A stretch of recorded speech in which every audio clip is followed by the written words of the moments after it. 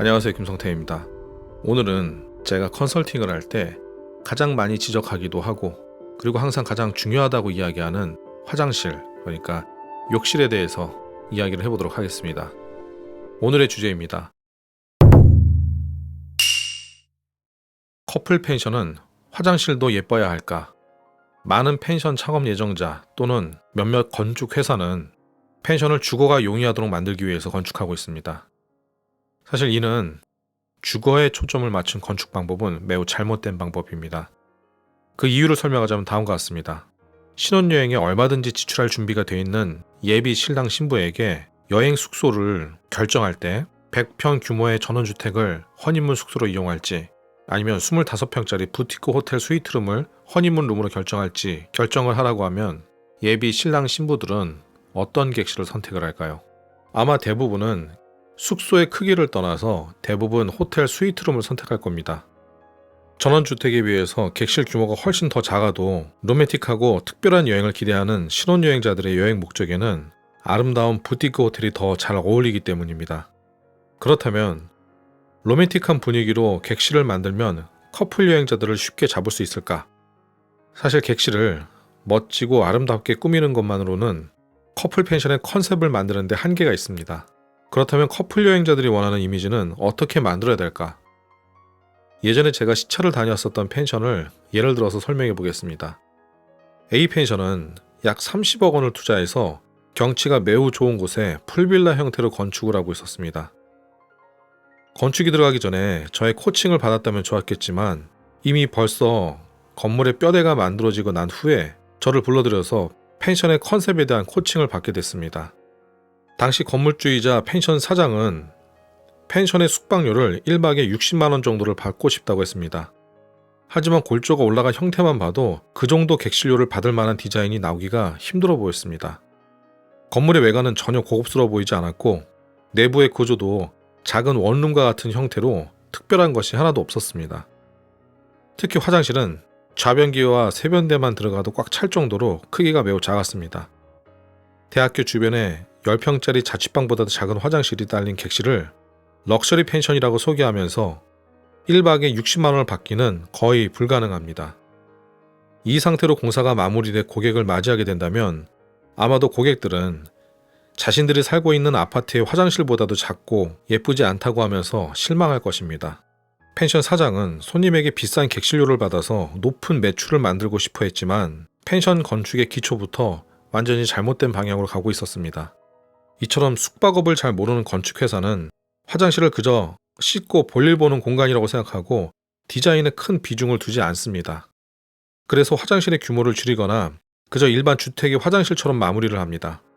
합리적이고 실용적인 건축에 익숙해져 있기 때문입니다. 보통은 집을 지을 때 화장실을 비정상적으로 크게 만들지 않습니다.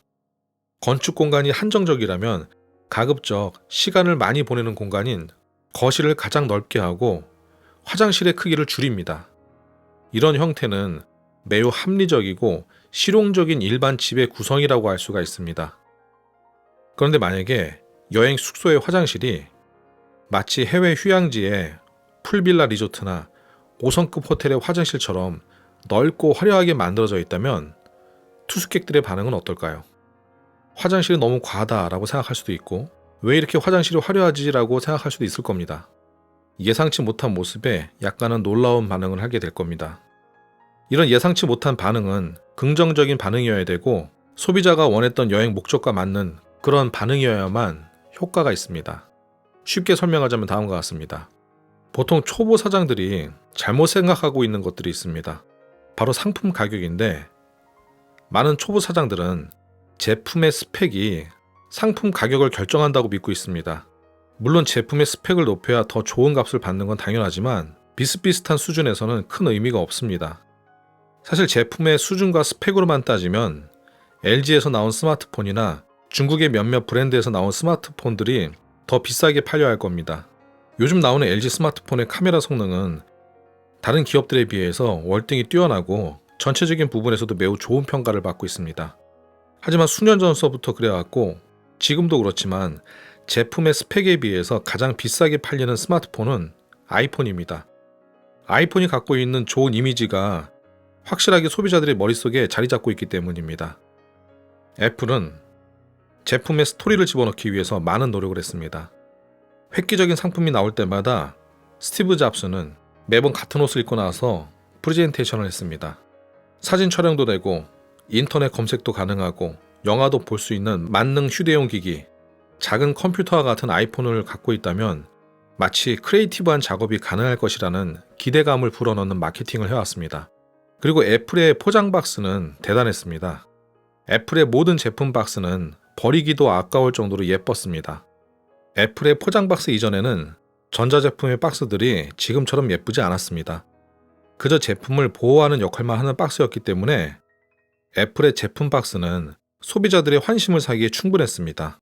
사실 애플의 제품 박스 이후에 삼성이나 소니 등의 대기업도 제품 박스에 신경을 쓰기 시작했습니다. 아이폰은 이처럼 전자제품으로서의 기능 외에 여러 가지 이미지를 함께 판매하고 있었던 겁니다. 이처럼 제품은 스펙만으로 가격대가 형성되는 것이 아닙니다. 그런 모습은 주변 곳곳에서도 발견할 수 있습니다. 그렇다면 우리의 펜션도 다시 한번 생각을 해봅시다. 먼저 기본적인 펜션 시설을 잘 갖추었는가? 그렇다면 펜션 시설에 펜션의 주 고객층인 커플 여행자들이 원하는 이미지를 잘 녹여놓았는가? 그들이 부티크 호텔 스위트룸을 선택한 이유를 생각해보면 너무나도 쉽게 그 답이 나옵니다. 커플 여행자들이 여행을 떠나온 목적은 둘만의 멋진 시간을 보내기 위해서입니다. 여행 당일이 상대에게 프로포즈를 하는 날이 될 수도 있고 생일이 될 수도 있고 만난 지 100일이 될 수도 있고 결혼 기념일이 될 수도 있습니다. 일반적인 여행에서는 적당한 숙소에 합리적인 숙박료를 지불하길 원하겠지만 신혼여행과 같은 특별한 날에는 조금 사치스럽더라도 돈을 써야 합니다. 그런 사치스러움에 돈을 쓰고 싶어하는 소비자들의 지갑을 열기 위해서 펜션은 실용적인 이미지가 아닌 허영과 사치스러움이 묻어나도록 연출해야 합니다. 사치스러움은 예쁜 펜션이 갖고 있는 이미지와 또 다른 이미지입니다. 화장실 역시도 화려하게 만들어서 허영심과 사치스러움이 묻어나게 해야만 더 높은 객실료를 받을 수 있게 됩니다. 화장실을 볼일만 보는 민망한 장소가 아닌 상대에게 예쁘게 보이도록 화장을 하는 파우더룸이 되도록 해야 되고 커플의 판타지를 꿈꿀 수 있는 로맨틱한 장소가 돼야 됩니다. 일반적인 가정집처럼 화장실과 거실 공간 사이에 벽을 세우는 것보다는 슬라이딩 도어를 설치해서 화장실 전체를 열어둘 수도 있도록 하고 객실 전체가 더 넓어 보이도록 하는 방법도 있습니다. 마치 고급 호텔에서 볼 수 있는 대리석이나 대리석 느낌이 나는 진한 색의 타일을 깔고 5성급 호텔에서 사용하는 2개의 세면대를 놓고 멋진 욕조가 들어가고 화장실에 간접 조명을 여러 개를 넣습니다. 호텔식 어메니티를 넣고 호텔에서 많이 봤을 법한 샤워부스가 설치된다면 사치스러움이 가득한 욕실이 됩니다. 일반적인 가정집에서는 이처럼 사치스러운 화장실을 만들지 않습니다. 물론 화장실을 넓힌다면 상대적으로 거실이나 객실이 작아지겠지만 걱정할 필요는 없습니다. 실용적인 디자인의 틀을 깨서라도 과감하게 디자인을 해야 합니다. 거실이 넓다고 해서 객실이 럭셔리하게 보이는 것은 아니기 때문입니다. 그렇기 때문에 거실을 좁혀서라도 럭셔리한 연출이 가능하다면 그렇게 해야 합니다. 자주 접한 실용적인 디자인이 아닌 사치스러움이 느껴지는 디자인이야말로 특별한 날 이성의 환심을 살 수 있는 큰 역할을 할 수 있을 것입니다. 오늘의 내용을 정리하자면 다음과 같습니다. 커플 펜션은 실용성보다는 허영과 사치스러움이 묻어나야 된다는 것입니다. 오늘 이야기 여기서 마치겠습니다. 감사합니다.